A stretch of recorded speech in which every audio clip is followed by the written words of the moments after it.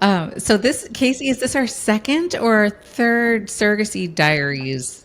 I Second. missed the first one. You got to talk I with know. some of the gals on our marketing team who are experienced surrogates. I think one of the things that's really cool about surrogacy is that we do have so many members of our team who have personal experience with surrogacy. And these are some of the ladies on our journey coordination team who have personal experience to one extent or another with surrogacy as a surrogate, and want to talk about those experiences and kind of how they impact your work and why you even do this work, and how they kind of, recalling those experiences. It's funny because I was talking with Casey the other day, and I've been a surrogate 3 times, and I feel so far removed from that part of my life now. When people ask me to call up memories of certain things, I'm starting to realize how much those things are fading and they're not fresh for me anymore. But hopefully it's not the same for you guys. Yeah. Well, and you guys get to talk to the surrogates all day long, and they're experiencing these things for the first time, so you probably get to recall them a little bit more. The first podcast of the Surrogacy Diaries, it was fun because one of them had a 10-pound or 11-pound baby that they carried a That surrogacy was journey. Jamie, I Jamie, think, had a 11, right? I Or think it 10. was a 12-pound baby. Yeah, I feel like it was big. And then we had a lot of pee talk of, being pregnant. And so the goal of this with you ladies is really just the reality that we're all moms, we're all doing life, and we all have this really cool thing in common, which is surrogacy. And we have our own testimonies and our own stories to kind of talk about, and it's why we've fallen in love with this industry. So we wanted to hear from you, and really kind of get into the nitty gritty of the good, the fun, and the goofy. So I think the last time we did this, we really wanted to introduce each of you guys. So I'll let, if Danielle, do you want to start and introduce yourself and tell us who you are? And Sure. I'm Danielle Wanarama. I am a four-time surrogate. Also, the journey coordination manager here at Surrogacy is.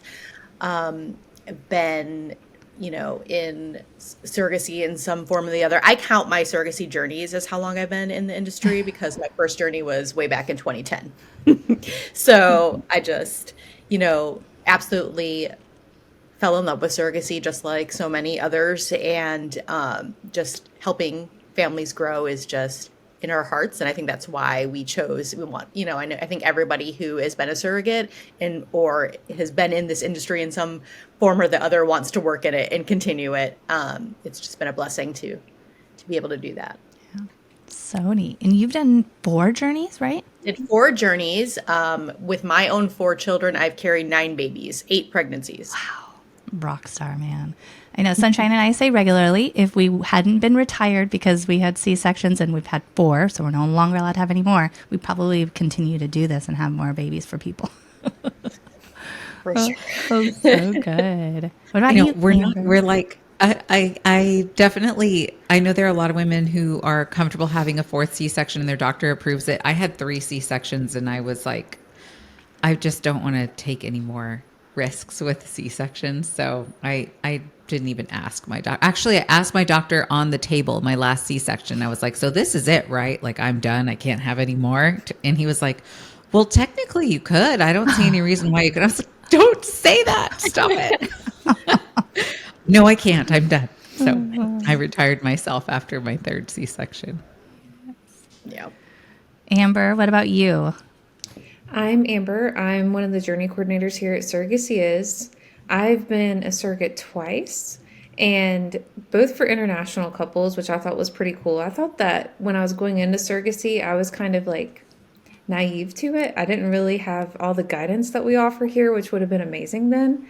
So that's one thing I love about like Surrogacy is how much, information we give our girls, because when I look back at, you know, what I did before and my agreement and everything, I'm like, whoa.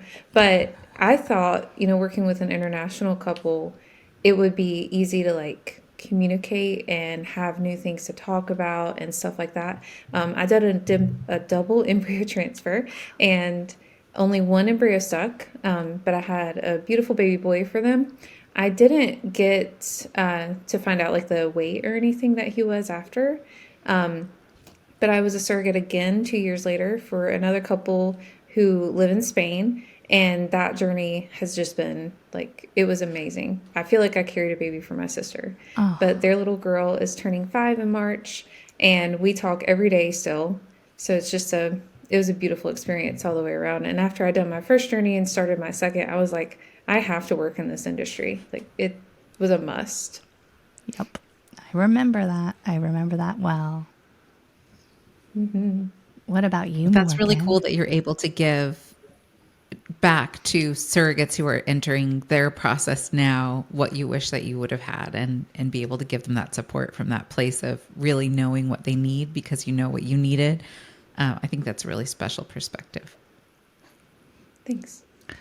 Well, Sunshine, you had that. I mean, that was the whole reason Surrogacy has got started, was because it was this idea that I had no idea what was happening behind the scenes. And you wish that there were those facets of education and awareness to protect these women. And I think I had the opposite experience. I had an agency that supported me and gave me the best experience, to the point that I was like, I have to do this. Like, I really want to. But so often I think it's the other end that the surrogates come into a second journey saying, I want this to be different because this is how my first journey was, you know? Well, myself, when I became a surrogate, I really trusted the agency because I didn't know anything. I really trusted them to be telling me what was best for me, and helping me make good informed decisions, and protecting me legally, and thinking about things like lost wages and things like that. And really, the agencies were not, they were like, yes, we got one. She's naive. She doesn't know what she's doing. We can talk her into anything and she'll say yes because she doesn't know better. And that was kind of my experience. And I wasn't prepared to be defending myself from the agency that I chose to advocate for me. So, yeah, that was what brought me and inspired me to even start this company. And never really, our intention never was to start an agency. It was just to impact women and empower them to choose agencies that were looking out for them, and tell them what questions to ask, and tell them what was normal and what was outside of the norm. And then I guess the natural evolution of that was, you know what, we can probably do this even better to the next level. And so it's been really cool to build this team and to see you guys, and you guys get to, I do miss being more hands-on with each of the surrogates, and knowing, and now we have babies being born, and I'm like, I don't even know who this surrogate is. I've never met her. And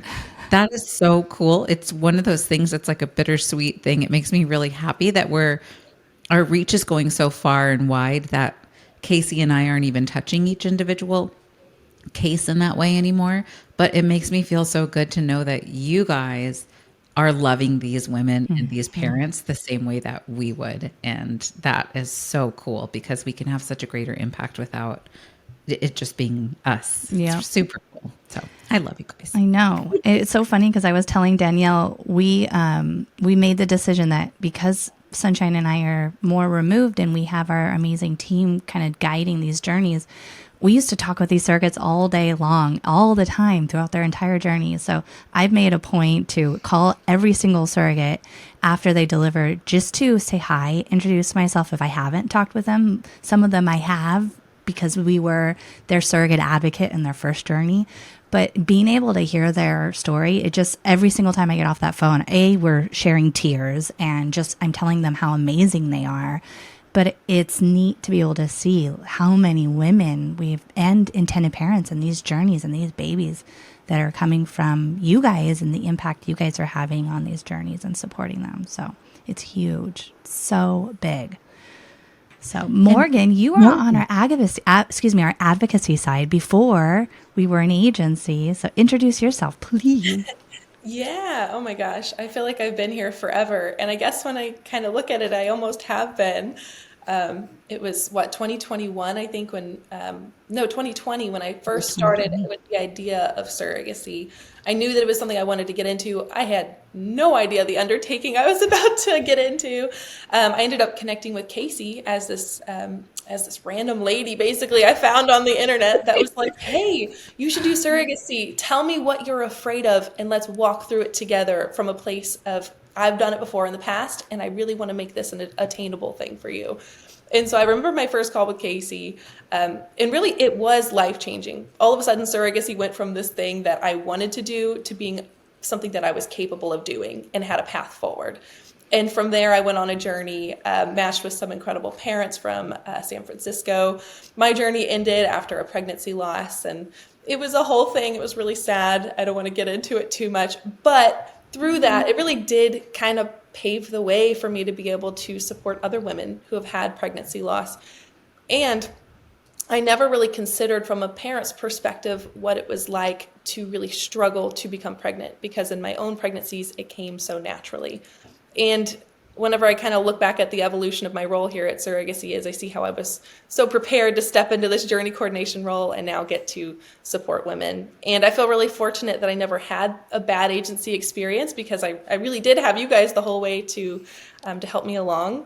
But it's really neat to look backwards. And during my first interview, I remember you guys saying, the surrogacy industry should be this way. This is how it should be. And now I get to be a part of, this is how it is. We do things this way because this is how it should be, and we're contributing to that every single day. So it's been really cool to be from the beginning all the way to now and getting to support these women on their journeys. So cool.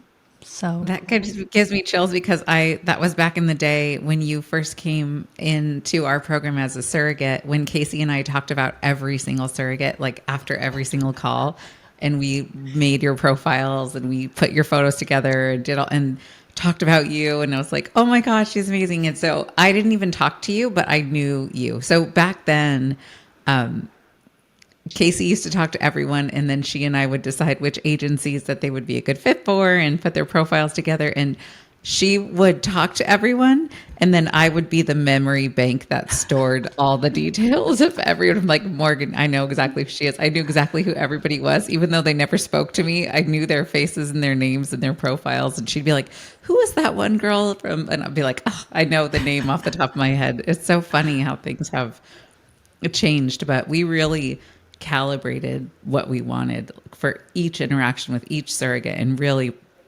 I love that we're carrying that forward now, even for the parents that come in. Like, this is what they want. This is what they're looking for. Not, this is what we want, what our agency wants. This is what this parent wants, but not what this surrogate wants. So we're going to try and talk this surrogate into being okay with this. Like, we're never going to do that. And I think that's really kind of an invaluable thing, and sadly a little bit rare. yeah, very rare.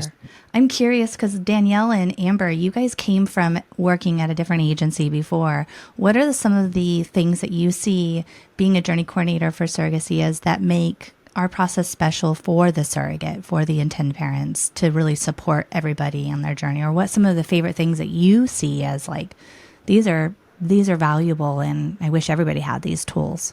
It's almost a little bit of night and day.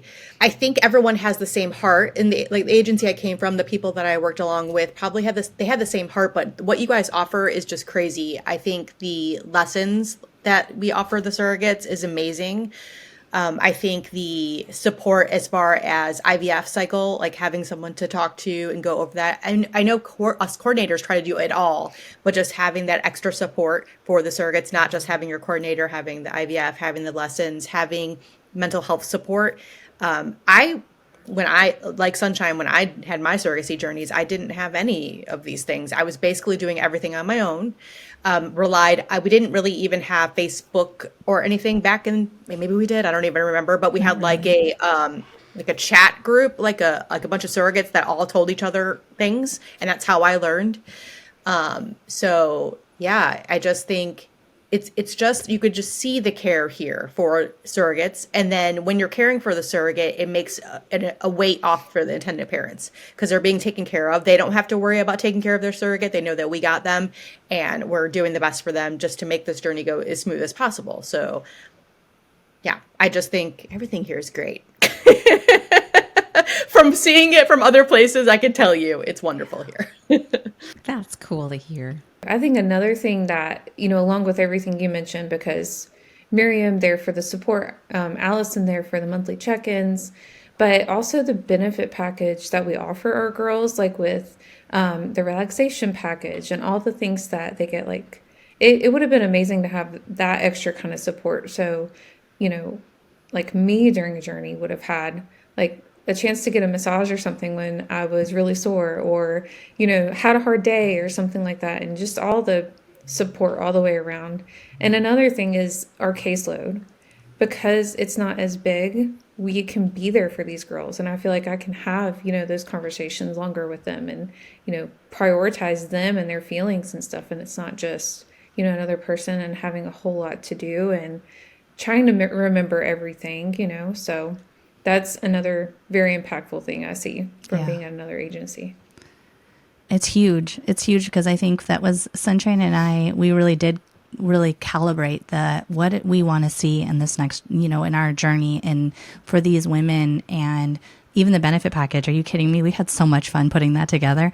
I was like, and we're doing this. And Sunshine's like, and we're doing this, and we're doing this. And by the time we were done, I said, I want this to be the very best benefit package, because what these surrogates are doing is so big, and I want them to feel proud of themselves. And I think that that's the reality of what we're doing and trying, but for the parents too, right? I mean, they see, and I've talked with intended parents who will go and look at all the different options that they have, and they'll come back to this and they're like, we want our surrogate to be supported. And so that's why so often they choose surrogacy is because the amount of support that we're offering the surrogate, and that's coming from our amazing coordinators who love what they do and are, you know, pouring into these women. So grateful for you guys for that reason.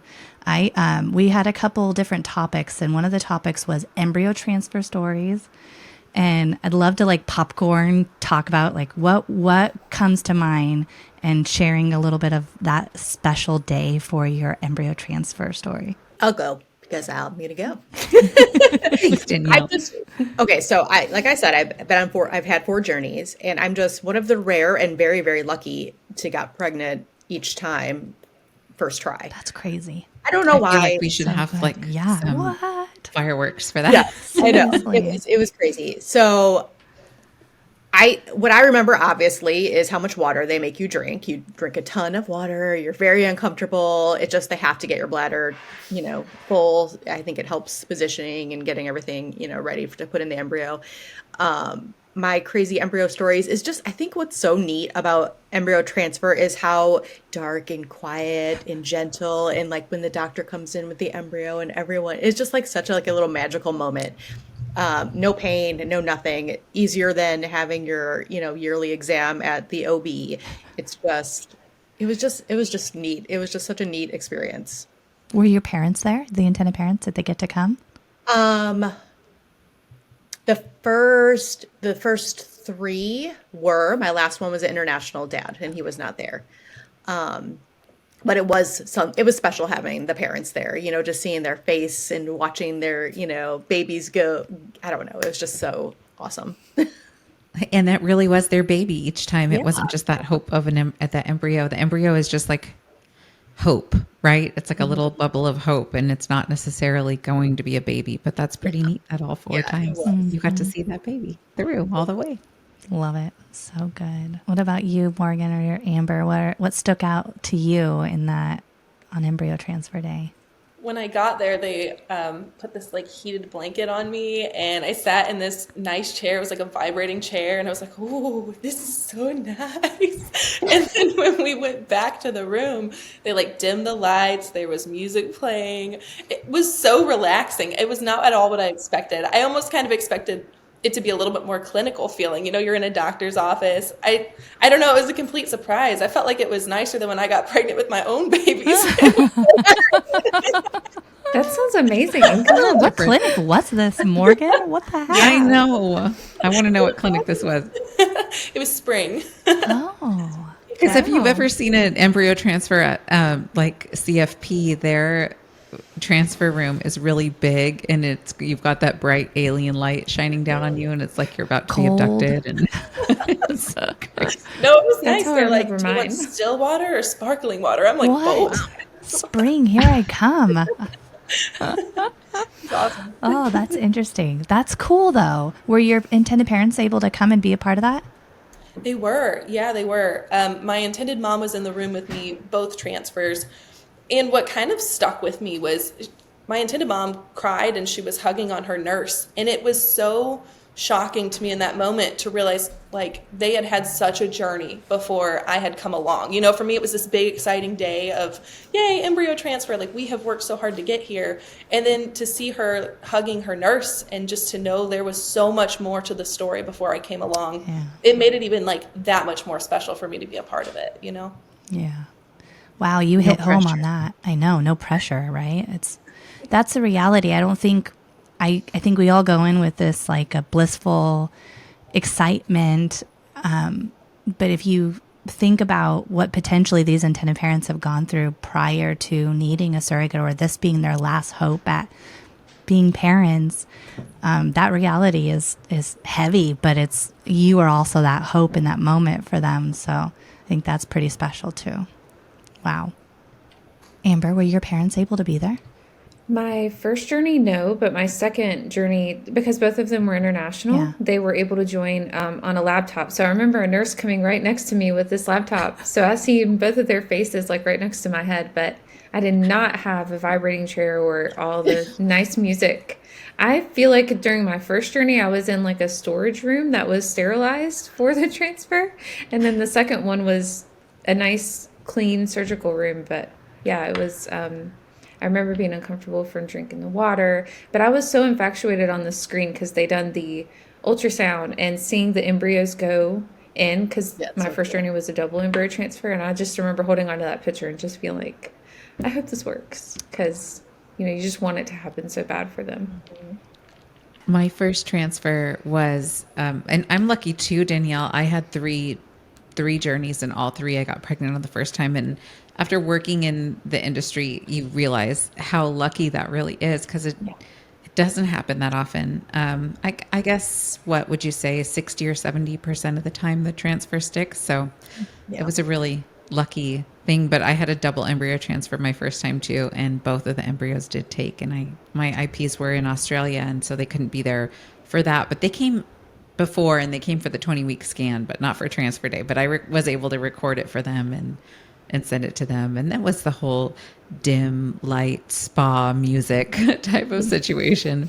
They say the embryos don't like loud noises, and they don't like They're scent, sensitive. so you can't wear deodorant, or they don't want you to wear deodorant or perfume or anything scented. Did you guys have that too? I Said did. the embryos are really sensitive to fragrance. So Yeah, I remember. I mean, so my first, and I'm I'm sweating, gonna get BO in these poor yeah. Go to the bathroom and you smell. Seriously. I actually got pregnant with both of my journeys on the first time too. And this was in the years of Danielle too, because I was in 2009 when I started, 2010 when he was born. And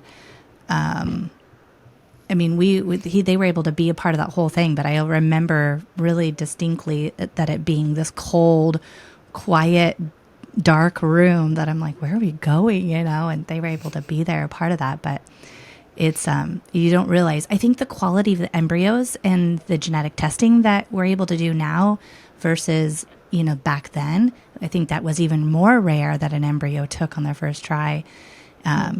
Because the genetic testing was just becoming a thing. Now I think there's the statistics behind it is a little bit better, because we have the ability to, science is on our side, or we can figure out what the best embryo is in transfer, which is really special. So hopefully we'll start seeing those statistics go up more and more and more. Yeah. This is a random question that I'm just gonna chime in. Yeah. Did you all know the sex of the babies at transfer? Yeah, same. You didn't know, Amber? I did. No. So with my first journey, they done a boy and a girl, and when only one stuck, we didn't know which one it was. But then my second journey, the parents just didn't tell me. I didn't ask. I wanted to surprise them, but then they already knew. So funny me. I was just gonna ask, because this is random. We're thinking about transfer day, and I'm looking back like, wow, bed rest for me was really crazy for both of those. And speaking of scents, like my first clinic didn't want me to shower or anything for like 48 hours before going home. And I was like, wow, this is crazy. Because I mean, that was insane. Did any one of you You're have a like, can I put the crazy? deodorant on now? Yeah, exactly. I'm like, I feel like a shower day in a or hotel for a day two or two. days? Yeah, I think a Yeah. day or two. But were you? This is so crazy. But now that I'm thinking about it, it's like bringing up all the memories. Do you remember going to pee after the transfer? I thought the embryo was going to be like, nope. Oh, Yes. I was scared to go to the I was bathroom. so worried. I didn't understand it either, how it worked. I thought the embryo, like, should I not stand up? Because they tell you to lay down for a little while Yeah. after, and you're like, oh, well, like, you really do want to pee. But then I remember a doctor explaining it to me, like, the way that the embryo goes into your uterus, that it's like a peanut butter and jelly sandwich. And so they just dropped this tiny little thing into a peanut butter and jelly sandwich. So it doesn't matter how much you shake Oh, that, good. it's not going to come out. It's in thank there. goodness. I was like, oh, why didn't somebody tell me that the first time? Because Yeah. I'm all tiptoeing around thinking this embryo's going to fall out. My journey coordinator called it cotton candy. Yeah. Like dropping something in cotton candy. Yep. It's funny because That's kinda dry. we had intended parents say, can you fly after this? And it's like, yeah, you can. You're going to go back to what you normally are doing. I think there were I'm more not able to restrictions. fly now, or I have never been able to fly. No. Not myself. No. Oh, you're such a dork. It's like, after this, can I fly? No. Still can't fly. No, dang it. No, those restrictions, I think bed rest is not even a thing necessarily. Some clinics do have. I always said this was my mini vacation. I kid you not. I was like, so when are we getting bed rest? Because that meant I had to be in a hotel by myself, Netflix and room service, and just relax. I'm like, that sounds amazing. Let's be a surrogate several times because then I can do that. But now there are many clinics that some do require 24-hour bed rest, but there are some that are like, nope, get back to work. It's fine. It's like, what? Okay, let's do this. What a ripoff. No. Can I do the bed rest, please? Yeah. Did you guys all have bed rest? How much time did you guys stay at a hotel? What did that look like? I had bed rest with mine. They put me in this beautiful hotel in San Francisco, and I got to see the Bay Bridge and everything. And after the transfer, I went back to the hotel and I ordered like Uber Eats or whatever, and it came, and I'm snacking, enjoying myself, and I was watching. Oh my gosh, the movie with the twins where they swap. Parent Trap. Sorry, I was watching. I was watching Parent Trap, and they panned over, and there was the Bay Bridge in the movie, and I'm like, oh, it's right outside my window, and it was so cool. But I only had one day of bed rest, and then the next day I was free to go. I was not mad about it. Yeah. Seriously. My first 3, they were local, so I just went home. But my last one was in Connecticut, and we were in a really, really nice hotel, and I loved it. And I was able to rest for, I think it was like 2 days. Yeah, there you go. That's the way to do it. I had bed rest for all of mine, but I had my clinics were one was in Encino, and others were the other 2 journeys were in Beverly Hills. And I had a good friend who lived in West Hollywood, so I just went and stayed with her, and it was a good excuse to go and stay with her and get DoorDash and lay in bed and watch Netflix together, and it was fun. She was my support person. Well, that sounds like an awesome way to be able to say, okay, I'm going to be gone for a couple days. Bye, guys. Yeah, I'm going to go hang out with my best friend for a couple of days, and we're going to lay in bed and eat and watch movies. It's like the best. Love that. Cravings. Okay, what cravings did you ladies have? I know for me it was avocados, which was strange because I was not an avocado eater before this. And then I ate avocados, and my intended parents loved that this was my craving. So they would bring me like a bag full of avocados every time they saw me. And now I have this fascination with avocados ever since, but I hadn't before that. What are the weirdest or things that you remember having cravings during your pregnancy? I just remember my last one. The last baby I had was 2020, and I craved spicy food. And the intended father was from Spain, and I told him, and he's like, we don't even eat spicy food out here. I'm like, well, I'm craving spicy food. You're going to have to figure out how to get it. Yeah. I'm not a spicy food person normally, but yeah, that baby wanted it. So I was about the same. I liked wings and Mexican food. That's That's all I awesome. wanted. And my IPs were from Spain too. And they See? don't, our spicy levels are so different when it Different. comes to food. When they came here after baby was born, we all got dinner and they took theirs leftover. And then we were over at their Airbnb. And I remember seeing my intended father washing the wing off under the kitchen sink, trying to get some of the spiciness out. I just thought it was so funny. That's funny. Oh, so Oh, It's really funny. I craved deli sandwiches that I couldn't eat. It was infuriating. It Oh, was like the only thing I wanted. So I would have BLTs. BLTs are good. that's a good alternative. I love BLTs. I didn't really have many cravings. I don't know. No? I mean, I wanted tomatoes, I guess, but I was pretty low on iron, so I guess that makes sense. Yeah, that was it.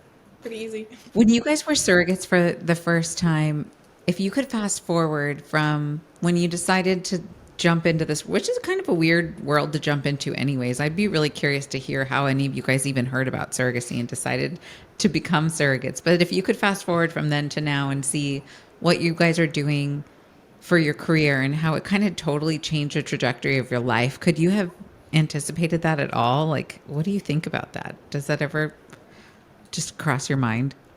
it All the occurs to time. me. I feel Yeah. like it's like your superpower. Like you found it, and you have to do it for the rest of your life.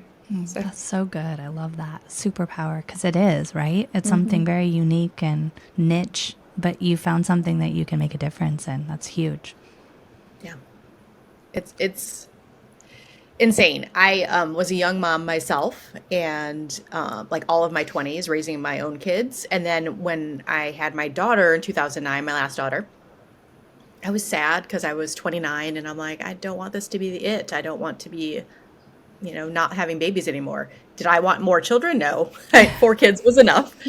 But I just had that feeling. And at that time, I was actually doing nails. I was working in a salon, and a girl came in with another lady, and I talked to them. She was pregnant, and she was her surrogate, and it was the intended mom and the surrogate, who I'm still friends with till this day. Wow. And that's how I found out. I didn't know anything about surrogacy, to be honest with you, until talking to her, and I thought that was amazing. And I'm like, wow. I remember going home and talking to my husband about it, and he was just like, "What? I don't understand this." And again, like we didn't have a ton of info, but I got called that agency and got as much info as I could, and I'm like, I'm on board. I want to do this. And so that's what got me started into doing it, and seeing how I am now in the industry and working in being in like making these families every day. It's just, I know, like I look at my kids because they were so little when I started this, and they're older now, and how proud they are of me, and still how they'll tell people about me and tell, like my mom's had this many babies, and this is what she does for a living. I know they're so proud, and it makes me proud every day, because I didn't know, being a young mom, that I would find my place after my children, and I still can, I still feel that way, and it's like so motherly. It's just so a part of me still, being in this career. So yeah. And it's so true. You are like the mother hen of it all, And I know your kids, you adore them and they adore you. And the fact that you have this team that you get to lead the charge of how we do differently, Special. Absolutely. Do you still do your own nails though? Like I've never done I like keep them short and keep nothing on them, but I can paint and do other people's nails, but and that industry has changed in itself, because like gel nail polish was just getting started as I was going out, and you could do that at home now. And acrylic is just, wow, that's a whole other ball game. Yeah, no. It just changed so much, people using drills and stuff. Back in the day, I had a file nail. It was just, I don't want that. You're like, leave that for the Yeah, pros. It wasn't my jam. Back to how we got into this. I have people from high school. Sometimes it'll reach out and we just kind of reconnect. Like, hey, what are you doing? This actually just happened to me. And I had somebody ask what I do for a living, and I shared, and they were like, how did you even get into that? And I was kind of like, oh no, where do I even start? It just kind of happened, but I cannot imagine doing anything else at this point. It's fascinating with surrogacy because I feel like as you do your journey, you just amass so much knowledge through the whole thing to the point where at the end of it, at least I did, I had this feeling of like, what am I going to do with all of this now? Is this a hobby or what am I going to do? Because everybody in my life is tired of me talking about surrogacy. I need an outlet. It just happened so organically, but I never saw that coming. It's Me so neither. I know it's funny because Sunshine and I don't know. You guys probably may or may not do this.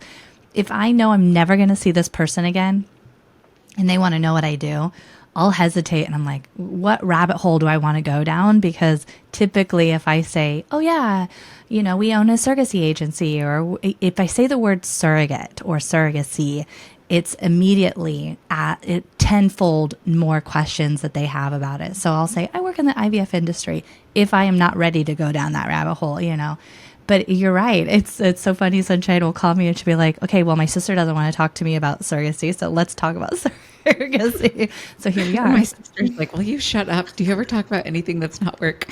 Like, No, we love it. no. I remember the first time I said it out loud that I was going to be a surrogate. I was at lunch with a few of my friends, and I was kind of scared to tell them. It kind of felt like I was going to throw a grenade into the room, close the door, and then like run. I didn't know how anybody was going to respond to that. And everybody was so excited, and they had so many questions. They were like, that's the coolest thing I've ever heard. And it like disarmed me. I was like, oh, yeah, it is pretty cool to be a surrogate. I know. But I didn't know how anybody was going to respond to it. Yeah. It was kind of a risk.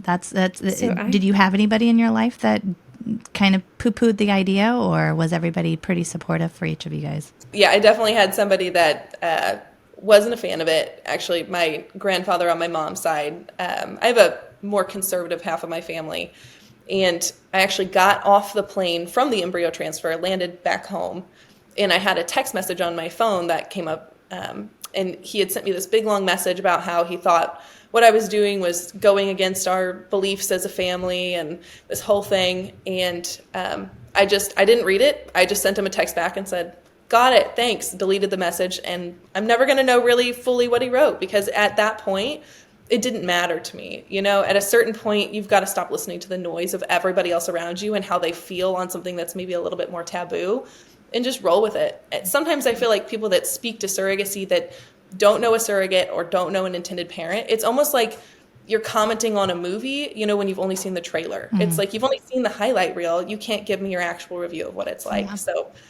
at some point, you just get to decide to stop listening to that. So good. And that's very true. I think that's the reality.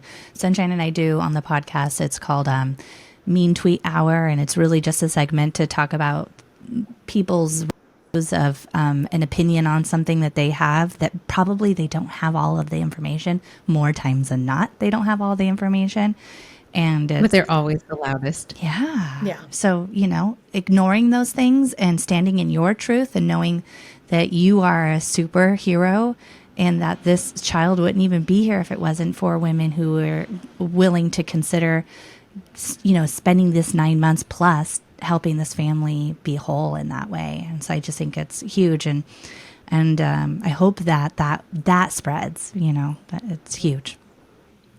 I think it is. Yeah. I think I'm hearing more and more positive things as the years go by. Mm-hmm. I want to ask, so Amber, what were you in the before times? What were you going to do when you grew up?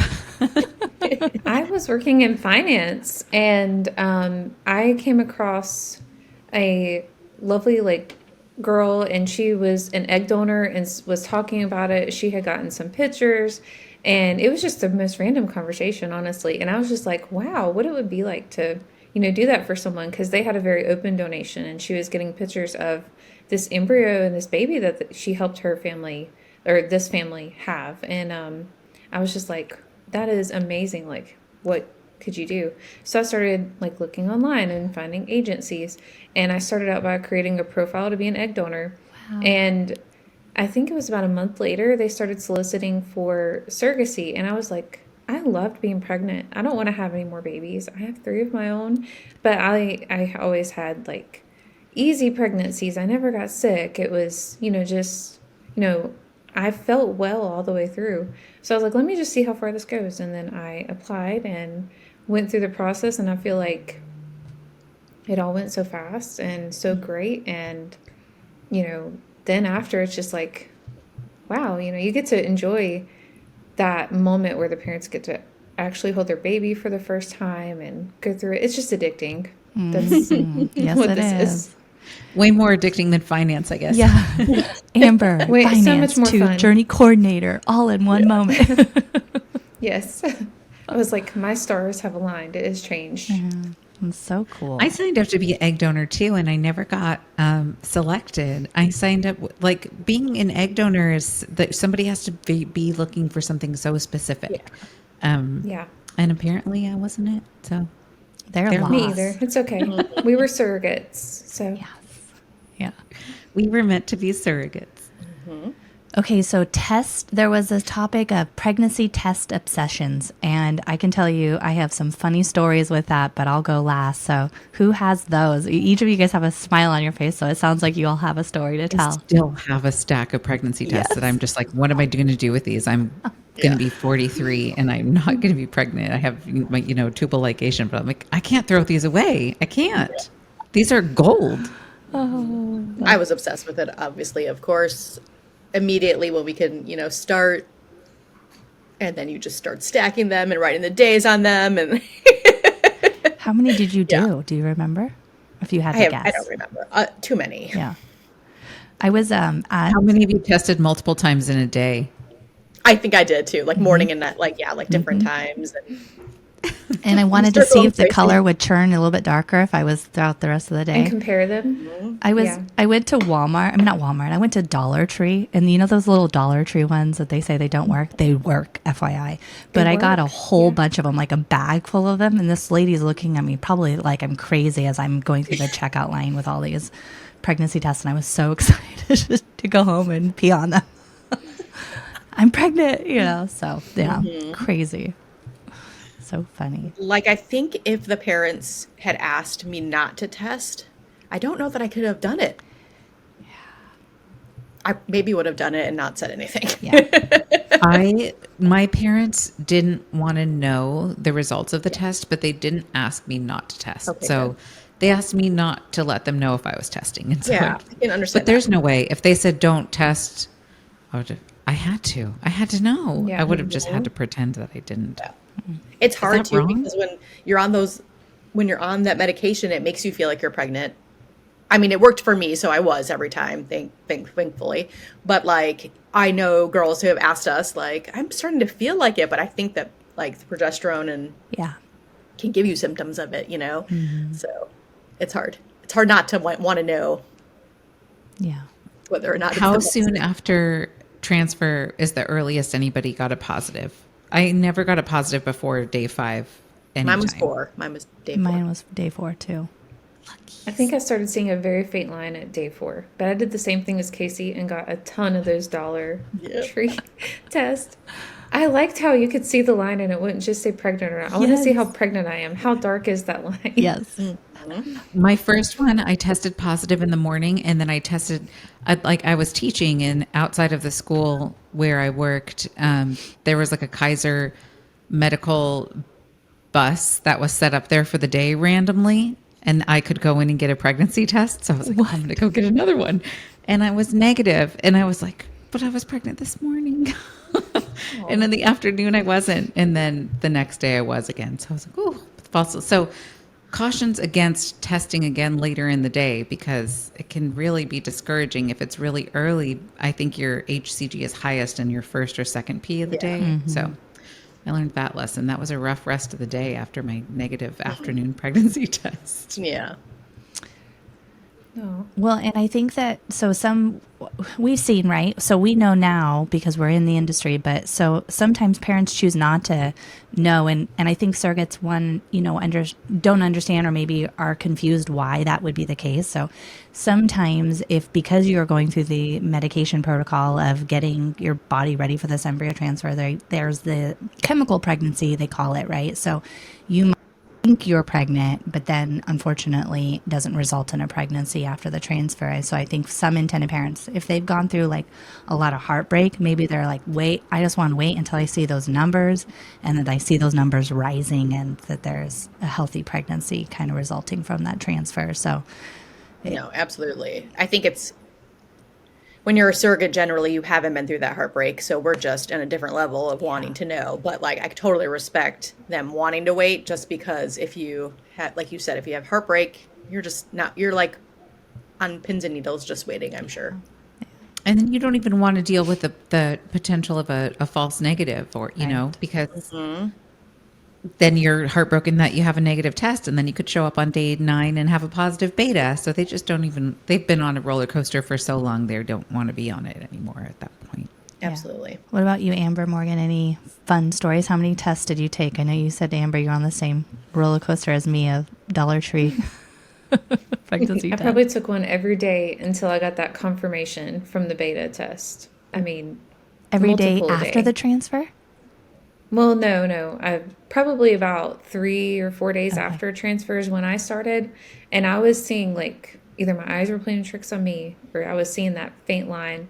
But I got one test that wouldn't show me like the strip, and that's when I had to go to the Dollar Tree and get those tests because they showed me everything I needed to see. And I know I learned with some too, like you have to produce a pretty high HCG to show positive on some of the tests. So where one might show positive, another one might not. So you got to kind of read the label. I think it's got to be around 30 Yeah. or 25 or something like that. I don't know, but that's another thing that can play a factor. Yeah, the more expensive ones will pick up a lower level, I think. And a good trick, if you get a squinter, is, and you can't tell, and you're asking everybody if they can see it, take a picture of it and then up the contrast, edit the photo and up the contrast, and then you can see if there really is a line or not. As if there's not, there's not. But if you can get the contrast up and you can see that line, then you know you got a little positive. Well, that's a good little trick. That would have been great to know I a long know. time ago. But Because you're like, yeah. So good. Yeah, line eyes are real. You look at that test and you're kind of like willing that line to show up. And Yeah. it's like, is it there? Is it not? I don't like that game. It's not fun. Justin got me a box one time. I had already known I was pregnant because of some of the earlier tests, but I was just a psycho and wanted to check every single day. And the box was like, it was the hybrid test. So one said pregnant, it was digital, and then the other one was the lines. And I was like, well, that's no good. I already know I'm pregnant, but how pregnant am I? Like, I need to know. This is a waste. And so, of course, I did it, and it said pregnant, but I needed to do it like every morning, every night, line up next to each other. I just had to see it get darker. And it was almost like a little dopamine hit every time it got a little bit darker. Like, I might be addicted to this. It's that good. The obsession is real. My husband, you're pregnant. Enough. Yeah. He's like, do we need to go buy another pregnancy test? Yes, we do. these things are not cheap either. No. Some of them are like $15. Until you go to Dollar Tree. That's why I can't throw them away. I have them. Right, If you Casey. guys need them, I should just send them to someone who will appreciate them. That's so fun. Who used them? When I Maybe do a raffle. yeah, there you go. Give them away. Like in Facebook. The ones or I got are something. cheap though, because I was spending so much money on pregnancy tests. I finally just bought the thing of strips, and so I was like peeing in a cup every day and dipping it in, like when you go in the doctor. Like, kind of gross. If you win Sunshine's raffle, is it like at a wedding when you catch the bouquet? Does that mean you're the next one to get pregnant? You get to catch the pee cup. No. Oh, so good. You don't want to play my raffle. That's funny. I remember telling my intended parents they were pregnant by doing FaceTime with them, and I had laid all of the pregnancy tests that I had done, and there was, I don't know, 10 or 11 that are all together, and I had called them on FaceTime. And instead of them seeing me, I had the camera turned towards the strips, and I had said, something to look forward to in the new year and thankful for, because it was Thanksgiving, to be thankful for is you guys are going to be parents. And I got to watch them, just tears running down their face with joy and excitement learning that they had all these tests and they were positive, and thankfully it was a positive on the first try. But, I think those are the moments that I cherish, that it's just unreal. And knowing that we were able to have that impact on their life, which is pretty freaking cool. How did you guys tell your intended parents? Did they want to know? Did they wait until transfer? Until None of the mine waited. data? As soon as I would take, like, I think my last ones I did like the pregnant one because that was just easy to send. And then, so I would send a picture of the test or whatever. But yeah, they were all super excited and wanted to know right away. So So good. We definitely learned, I think, the hard way with our journey because the first transfer ended up being a chemical pregnancy. So we did have that positive. It was getting darker. And the clinic gave me permission to call and tell the parents because they wanted to know. And we were so excited. We were crying. It was awesome. And then the beta numbers came and it indicated a loss. And we were like, well, darn it. And so the next time around, we all kind of decided, like, I would test because that made me feel more comfortable. But they wanted at that point to wait to hear from the clinic. So I understand definitely and can empathize with why parents would prefer to go that direction if that's, and I think actually that's kind of the direction I think I would go again if I did another surrogacy journey. Mm-hmm. Yeah. And holding that closer to your chest. That's hard to get that hope up and then to have it crash down is like, it's hard enough for us as surrogates, but I can't even imagine how it feels to the intended parents. Right. Yeah.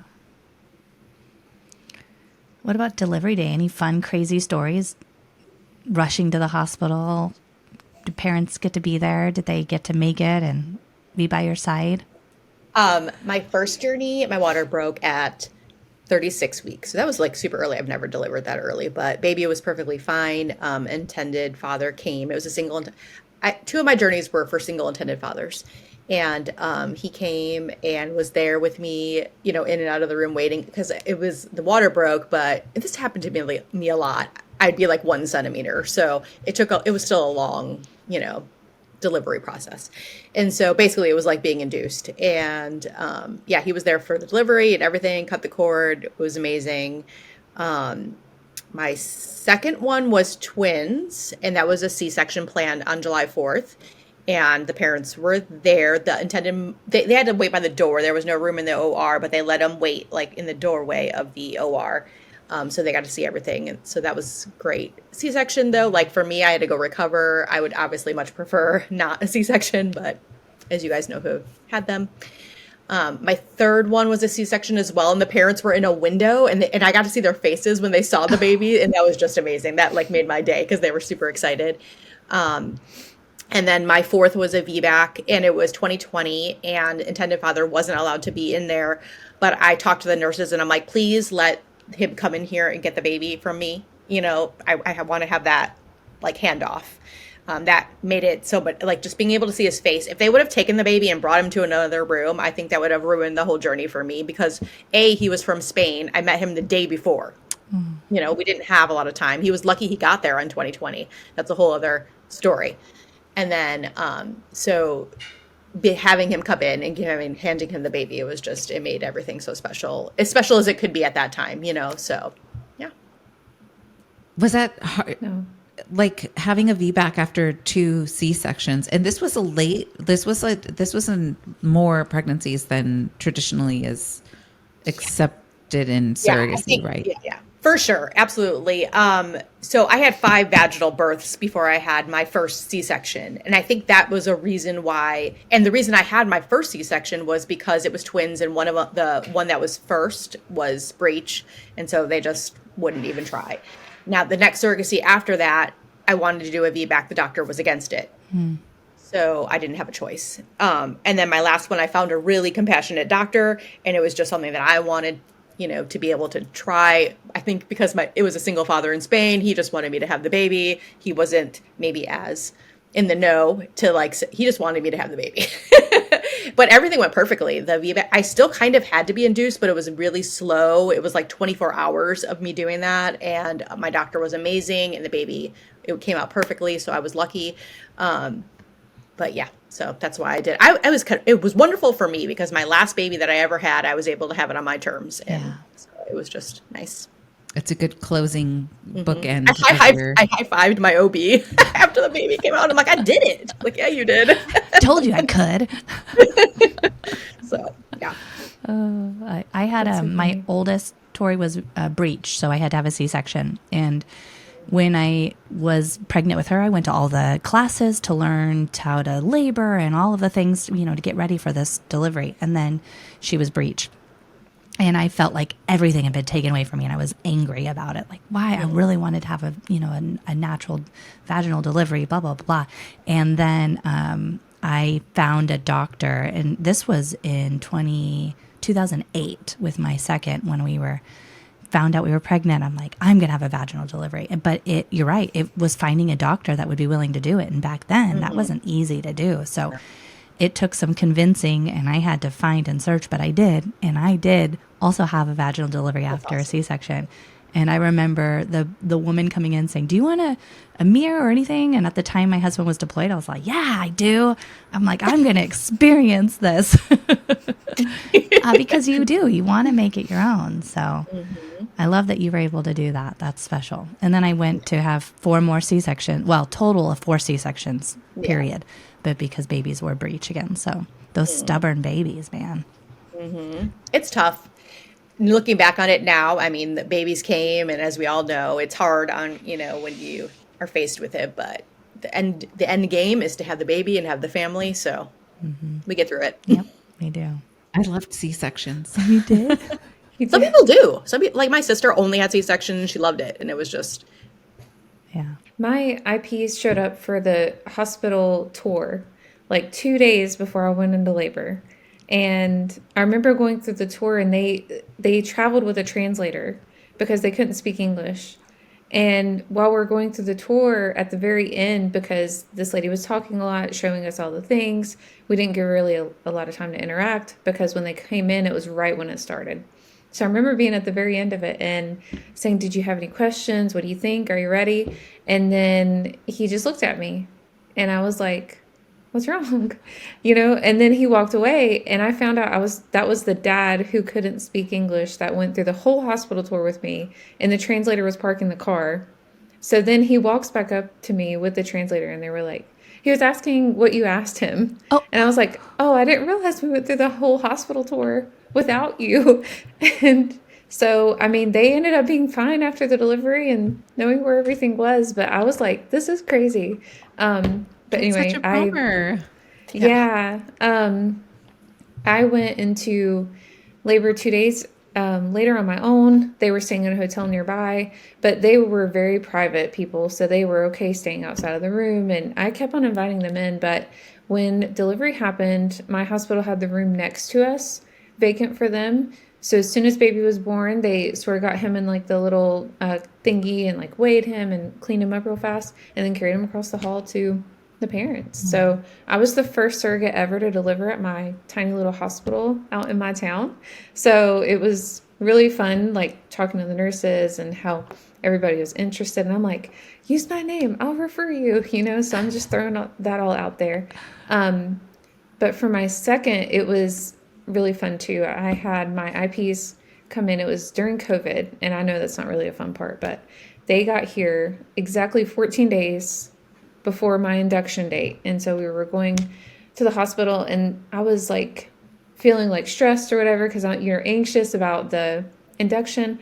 And I found out I was actually in active labor. So that was like, whoa. So, we get to skip the Pitocin, all that fun stuff.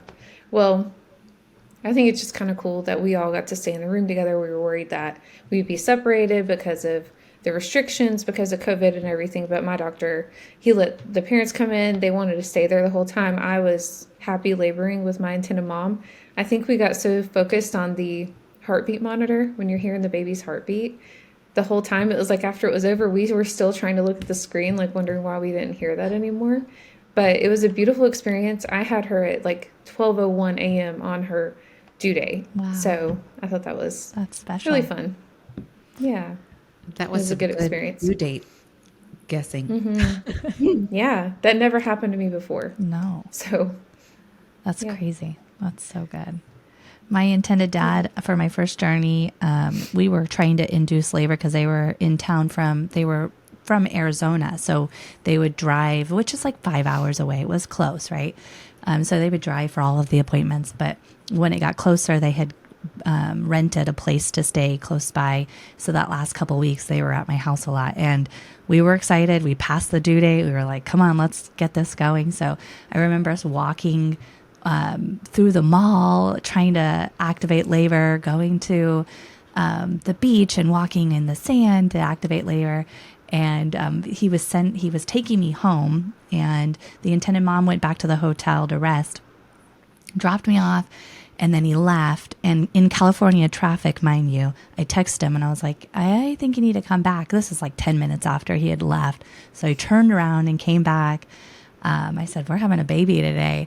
So we're in the car, and their daughter, who at the time was like 15 or 16. So she was a teenager. She's in the back seat, and I'm in active labor and uncomfortable. And you could tell how nervous and fearful he was. He was talking to himself. He was like, are you hot? Are you cold? So he's turning the AC on. He's putting music on, and then he's in the HOV lane, the fast lane. And he keeps saying, if we deliver a baby, if it gets to the point where you feel like we're getting to have to deliver a baby in the car, let me know. I'm gonna pass all these cars and let a cop pull me over and tell him, take me to. I mean, so he had this whole scenario that he was planning and talking out loud. Mind you, his daughter in the back is just like eyes like an owl, looking straight up like, what is happening right now? And it was the funniest story because he was prepared to deliver a baby in the car.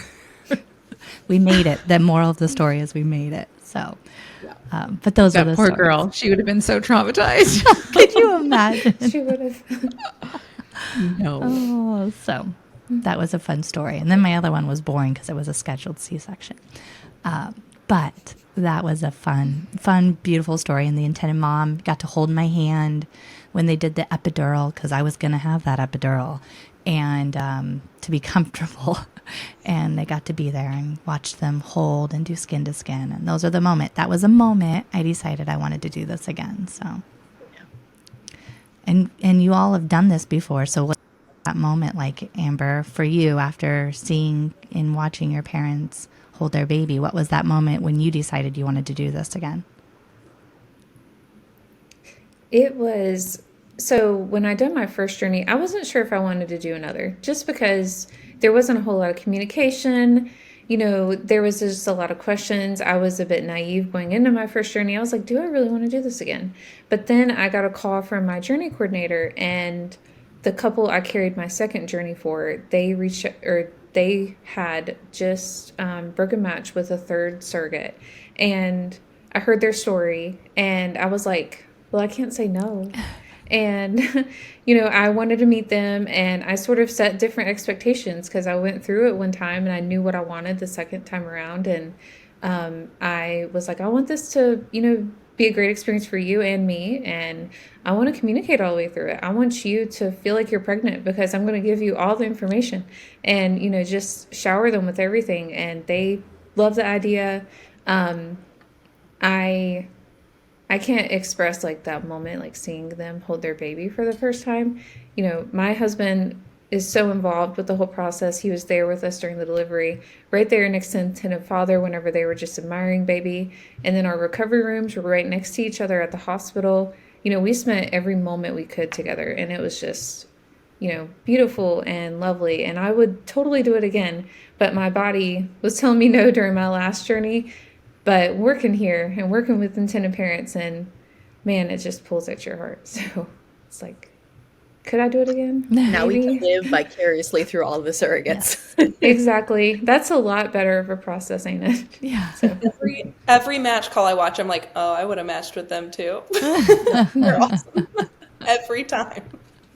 Oh, I know. You want to help everyone. I remember when I was choosing my intended parents, I was like looking at profiles, and it's so hard because there's so many people that need help, and you know that they want so badly to be chosen too. Just like what surrogates do. We want so badly to be chosen by our intended parents, and just knowing that there is a surrogate for everyone and there's an IP for every surrogate and there's a surrogate for every IP, and it doesn't have to be me. It's like I don't have to be pregnant for the rest of my life. I was pregnant or pumping for so many years that now I don't even have that temptation anymore. I'm like, I just really like having my own body back to myself. But my first journey, my delivery was really cool. I felt like, I guess we all do, but my intended parents were from Australia, and I had gone into labor early. I was carrying twins. I had gone into labor early at 32 weeks. So they put me on magnesium, which was awful, in hospital. And then they put me on bed rest, and we were able to keep them in. And we went to appointment like every week to do the NST, and they were there with me, which was great because I had been FaceTiming with all the appointments up until that point.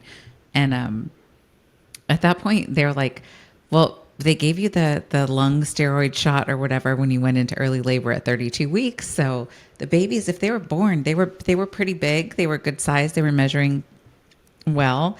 So we're like at 35 weeks, they're like, does she still need to be on strict bed rest? And they were like, honestly, no. If she went into labor now, we wouldn't stop it. So it was 35 weeks and 3 days or 2 days when they said that we didn't have to like be on strict bed rest anymore. So we went to the mall. We went and we got Cinnabon, and my one of my intended fathers has the biggest sweet tooth. So we went and got Cinnabon. We went to Cheesecake Factory, and we walked around and walked at the mall. And then we were sitting around at the house we watched, I think, Monster-in-Law. They were showing me all their favorite romantic comedies. And then we had scheduled a movie for the following day. We bought the tickets to go see, I think it was like How to Be Single or something. And then later that night, I started having contractions, and so we didn't end up seeing that movie. But I watched it later, and we didn't miss much. It wasn't very good. But when we got to the hospital, they were so excited. We're like, "Yes, we did it! We made the babies come!" And it was going to be a C-section. It was a plan to be a C-section, but if we went into labor early, they were going to do a C-section. And the dads couldn't be in the room because it's OR. You know, they're really strict about the number of people that can be in the room. But the anesthesiologist that was there, when he realized like what was happening, he was like, oh my God, they came all the way from Australia. They have to be there. Like, this is so cool. But he's like, the surgeon that's on right now, she's kind of uptight. And so staff is changing in like 30 minutes. If you can hold out when the next doctor comes on, the next surgeon, then she'll say yes. So we were like, oh, okay. And I remember the nurse was hearing all this happen. The anesthesiologist was so excited. The guys were excited. I was excited. And the nurse was just this calming voice of reason. She was like, okay, I need to check her really quick if everybody could leave the room. And she was like, I just want to make sure that you're okay with them being in the room. If you don't want them to be in the room, I know nobody really asked you and they kind of put you on the spot. If you don't want them to be in the room, I'll be the bad guy and I'll say no. Oh, and I thought that was really, really sweet of her. Mm-hmm. And I did want them in the room, and they were able to be. But I just remember that moment being really, really healing for me, because when I delivered my own only biological child, I was 16, and it was a teaching hospital, and nobody asked me if I wanted all these 1,100 student doctors that felt like to be in the room. And like, there were so many people in the room, and it was so violating. And what I wanted or needed was so not even a consideration to any of the people.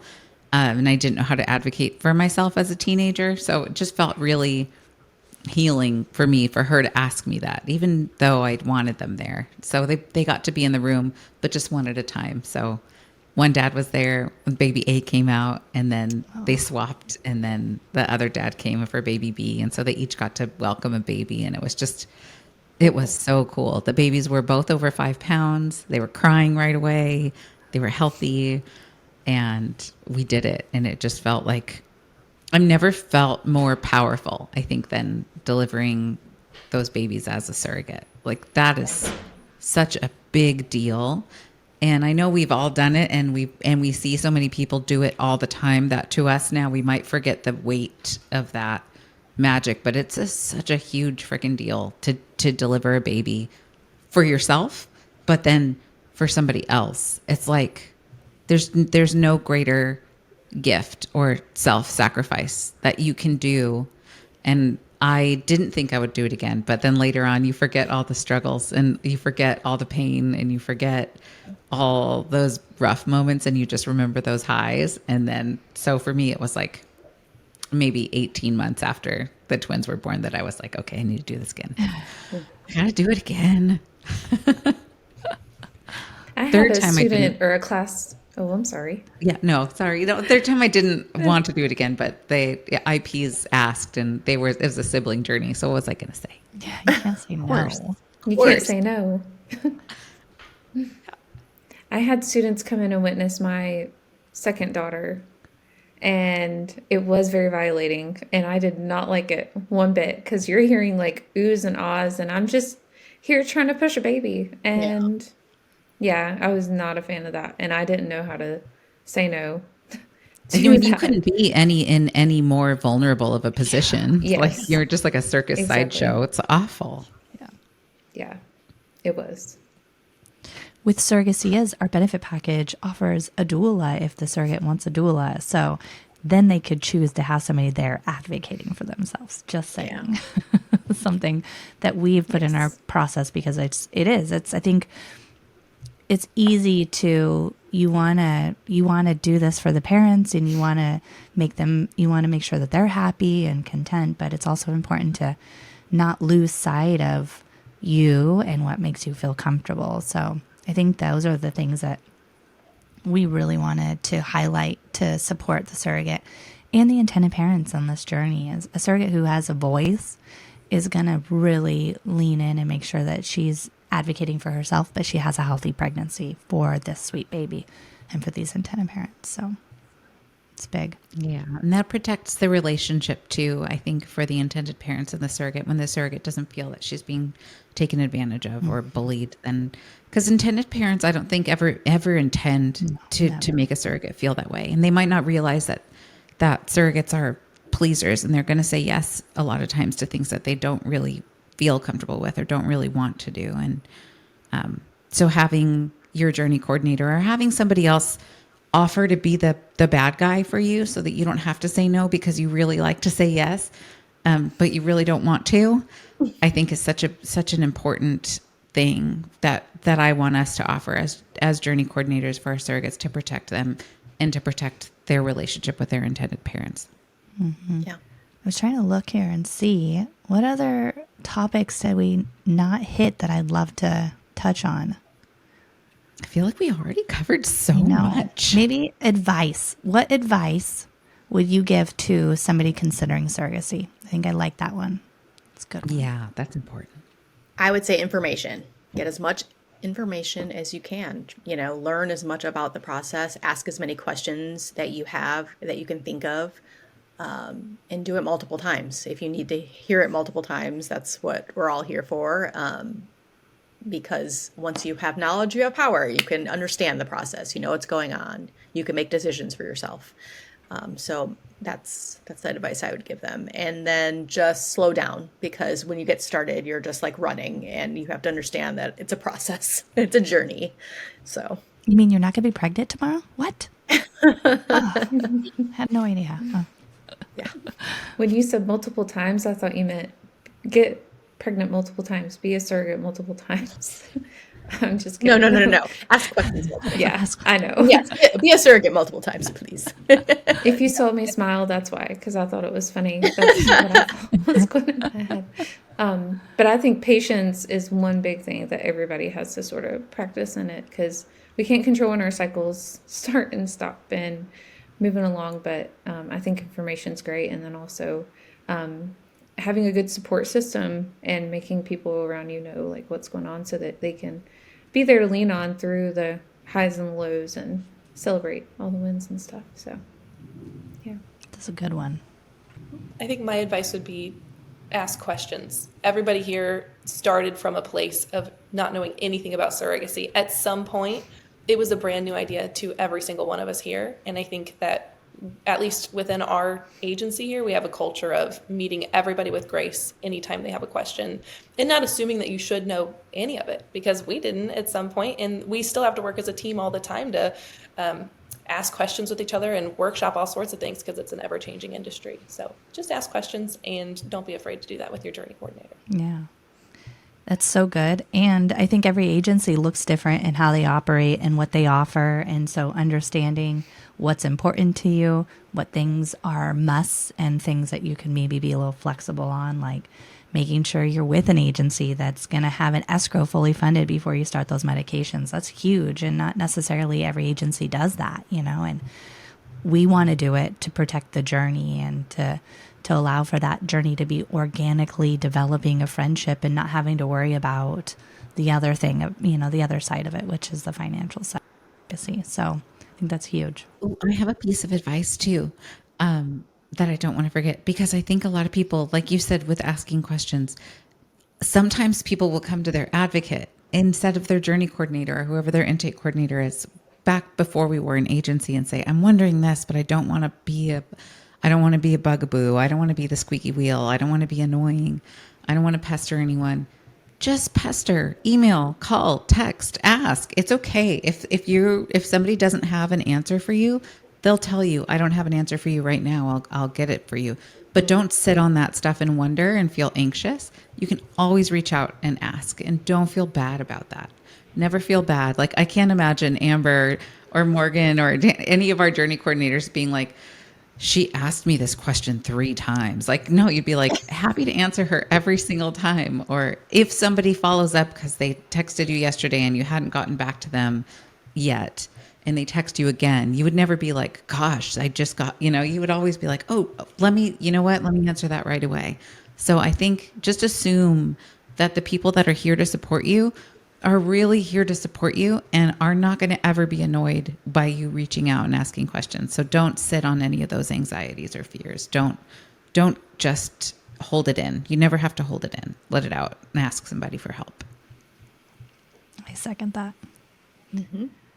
I second that. I think the biggest thing is just knowing that we all are here because we love doing this. So believe it or not, you will have built some really forever friendships with the people that you've encountered when it comes to surrogacy, your agency, your journey coordinator, all of it, So these are friendships that we are so excited to be a part of your journey, and just remembering that we're cheering you on because we want to be excited about it. So thank you, guys. Okay, well, that wraps up, I think, Surrogacy is Diary session. Thank you guys for being a part of this with us today.